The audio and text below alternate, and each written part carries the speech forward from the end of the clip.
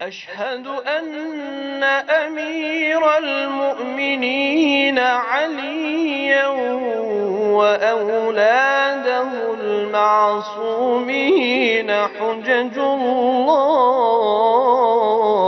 جب کہا جاتا ہے کہ دشمنان آل رسول پر لعنت ہو، جرنلی کہا جائے اور کسی کا بھی نام نہ لیا جائے تو بھی ہم دیکھتے ہیں کہ کچھ لوگ پریشان ہو جاتے ہیں. لہذا ہمارے بعض لیکچرز وغیرہ میں جب ہم کہتے ہیں وصلی اللہ علی محمد وآلہ الطاہرین ولعنت اللہ علی اعدائہم اجمعین، تو آپ کو تعجب ہوگا ولعنت اللہ علی اعدائہم اجمعین کے موضوع پہ بعض دفعہ لوگوں نے کہا ہے کہ یہ ایسا ہے ویسا ہے اور لعنت سے بات کو شروع کرتا ہے. تو بھائی جب اللہ سبحانہ و تعالی حکم دے رہا ہے تلاوت قرآن سے پہلے کہ شیطان سے براءت کا اظہار کرو اور کہو اعوذ باللہ من الشیطان الرجیم، تو اعتراض کس پر ہے؟ اللہ پر یا ہم پر؟ وہی خداوند تبارک و تعالی جو قادر مطلق ہے، جس نے قرآن نازل کیا، تو کیا سورہ لہب کسی اور نے نازل کیا ہے یا اللہ سبحانہ و تعالی ہی نے نازل کیا ہے؟ اور اسی اللہ سبحانہ و تعالیٰ کی جب وحدانیت کا اقرار کیا جاتا ہے تو وحدانیت کا اقرار کرنے سے پہلے تمام ان خداؤں کا انکار کرنا ضروری ہے کہ جو اللہ کے مقابلے میں پوجے جاتے تھے یا پوجے جاتے ہیں. لہذا پہلے کہا جاتا ہے لا الہ، بعد میں کہا جاتا ہے الا اللہ. اب کیا کریں کہ اگر ہم امام حسین کے قاتلوں پہ لعنت بھیجیں تو کچھ لوگوں کی مقدس ہستیاں آ جاتی ہیں، امام رضا کے قاتلوں پہ لعنت بھیجیں تو کچھ مقدس ہستیاں لوگوں کی آ جاتی ہیں. اب یہ بے شمار. تو جرنلی ہمیں ہمیشہ کہنا چاہیے جو بھی خدا اور ملائکہ اور انبیاء کے اوصیاء، خصوصاً رسول اللہ صلی اللہ علیہ وآلہ وسلم اور ان کے 12 اوصیاء اور مؤمنین کا دشمن ہو، اس پہ اللہ کی لعنت ہو.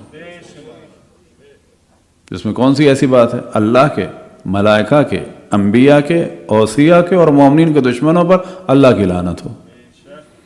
اب ایسی لعنت کو اس طرح سے بھی کہہ سکتے ہیں تو اور زیادہ قوی ہو جائے گی کہ اللہ کی، ملائکہ کی، تمام انبیاء کی، تمام اوصیاء کی، تمام مؤمنین جن و انس کی لعنت ہو دشمنان محمد و آل محمد پر.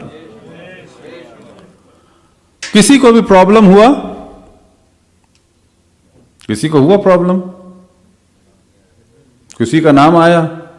نہ آیا. اس سے بھی اگر کسی کو پریشانی ہو تو اس کے کیا معنی ہے؟ وجہ یہ ہے کہ جس کو پریشانی ہوگی وہ جانتا ہے کہ ان کے قاتل اور دشمن کون ہیں. اب جب ہم نے کہا کہ اللہ کے اور ملائکہ کے دشمنوں پہ لعنت ہو، انبیاء کے دشمنوں پہ لعنت ہو، انبیاء کے اوصیاء کے دشمن پہ لعنت ہو، مومنین جن و انس کے دشمن پہ لعنت ہو، اگر کوئی اس محفل میں بیٹھا ہوتا یا اس بات کو سنے کہ جو شیطان کی پوجا کرتا ہو تو مطمئن ہو جائے، وہ کہے گا کہ اس کو کہا جا رہا ہے.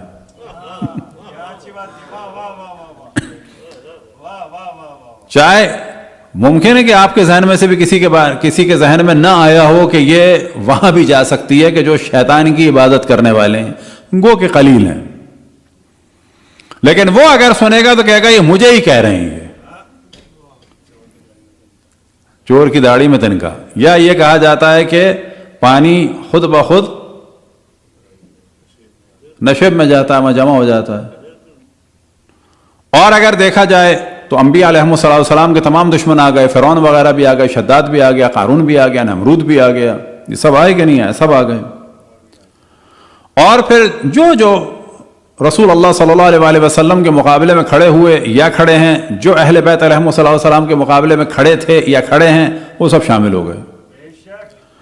اب یہ ان کا پرابلم ہے کہ وہ کیوں ہیں دشمن. وہ دشمنی چھوڑ دیں، جب وہ دشمنی چھوڑیں گے تو مثال دی جا سکتی ہے اگر جناب حر دشمنی نہ چھوڑتے تو وہ اس لعنت میں شامل ہوتے. چھوڑ دی دشمنی تو کس میں شامل ہو گئے؟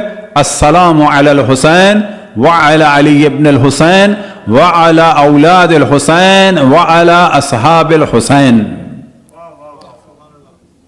تو یہ اختیار ہمارے ہاتھ میں نہیں ہے، یہ اختیار لوگوں کے ہاتھ میں. چاہے اس طرف چلے جائیں جہاں خداوند تبارک و تعالیٰ اور انبیاء اور اوصیاء اور مؤمنین کی لعنتیں جن پر جا رہی ہیں، یا اس طرف آ جائیں کہ جہاں پر اللہ اور ملائکہ اور انبیاء اور اوصیاء اور مؤمنین کی صلوات جا رہی ہے. اللہ کی بھی روش یہی ہے اور قرآن میں یہی روش ہے. لہذا امام جعفر الصادق علیہ الصلوۃ والسلام سے سوال کیا گیا دشمنوں سے براءت کے معاملے میں، تو آپ نے فرمایا حل الدین الا الحب والبغض، آیا دین اس محبت و نفرت کے علاوہ ہے کچھ؟ تو اگر دیکھیں تو تمام ادیان کی تعلیمات میں جو سب سے اہم چیز ہے وہ عشق پہ خدا ہے، اور بغض کس سے؟ خدا کے دشمن سے. تو اول اصول دین پر عمل ہی نہیں ہو سکتا جب تک کہ حب اور بغض نہ ہو. حب کس کا؟ اللہ کا. تولا کس کا؟ اللہ کا. تبرہ کس کا؟ جو بھی اللہ کے مقابلے میں بت آئے یا جو بھی شخصیات آئیں اور جنہوں نے بھی اپنے آپ کو اللہ سمجھا یا اللہ جیسا سمجھا یا اللہ کی طرح سے عبادت کروانا چاہا، وہ سب کے سب جو ہے خود بخود اس میں شامل ہو گئے. تو یہ ہو ہی نہیں سکتا کہ اللہ کا حب ہو اور دشمنان اللہ کا بغض نہ ہو. تو امام نے اسی جانب توجہ دلائی، حل الدین الا الحب والبغض، آیا دین حب اور بغض کے علاوہ کچھ اور ہے؟ بلا شک ائمہ علیہم الصلوۃ والسلام سے عشق اور محبت، اور ظاہر ہے ائمہ کا عشق جو ہے وہ عشق رسول اللہ صلی اللہ علیہ وسلم کا مظہر ہے. تو ہمیشہ میں اس جانب توجہ دلاتا ہوں کہ عام طور پر لوگ کہتے ہیں کہ جی آپ اہل بیت کرتے ہیں. نہیں، ہم اہل بیت نہیں کرتے، ہم اہل بیت محمد کو مانتے ہیں. صرف اہل بیت نہیں، یہ کلیئر کریں. ہم اہل بیت محمد اور آل محمد کو مانتے ہیں، اور وہ بھی اشرف الانبیاء نے اللہ کے حکم کے تحت ہمیں حکم دیا اور ارشاد ہوا قرآن مجید میں، قل لا اسألکم علیہ اجرا الا المودۃ فی القربى، کہ اے میرے حبیب کہہ دو کہ میں تم سے اپنی رسالت کی کوئی بھی اجرت طلب نہیں کرتا کسی بھی قسم کی، مگر یہ کہ میرے قربا سے مودت کرو.